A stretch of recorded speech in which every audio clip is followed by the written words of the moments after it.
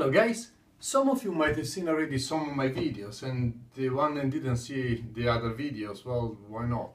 I mean, it doesn't take you much to go and watch them, they are okay, and to be honest, subscribe if you can, will help me. Anyway, when I do my videos, I generally use something like this to keep the phone in position.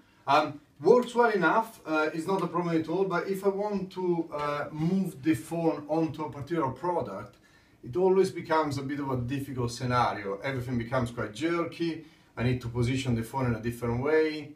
It's not exactly brilliant.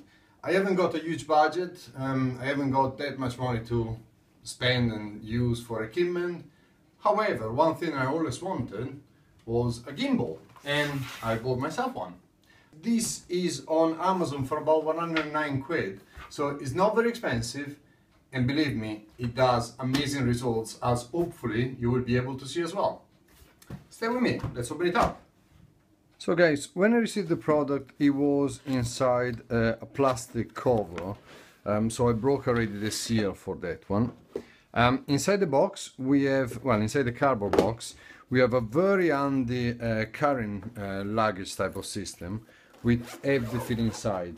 This is far more professional than I ever expected. I mean, the item itself looks great, but it's nice to have everything else with it.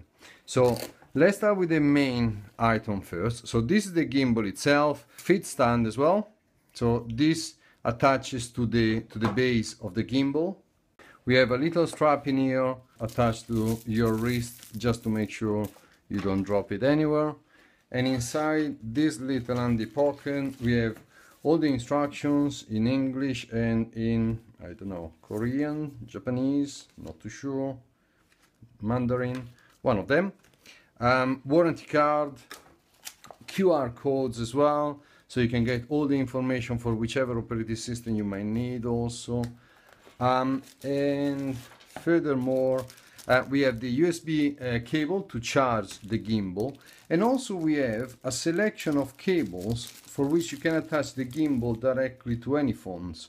So we have the micro USB to micro USB, micro USB to Type C, and micro USB to Lightning connection. So every single type of setting is already covered.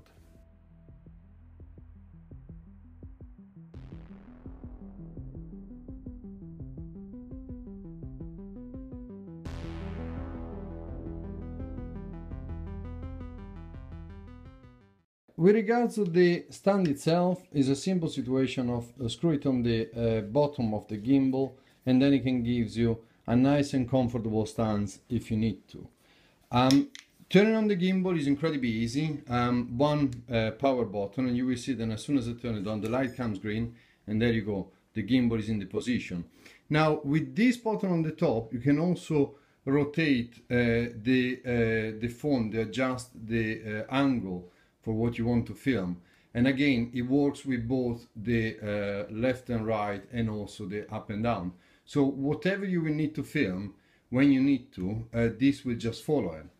Let's turn it off for a second, because mostly I want to show you the mistake that I made when I started using this.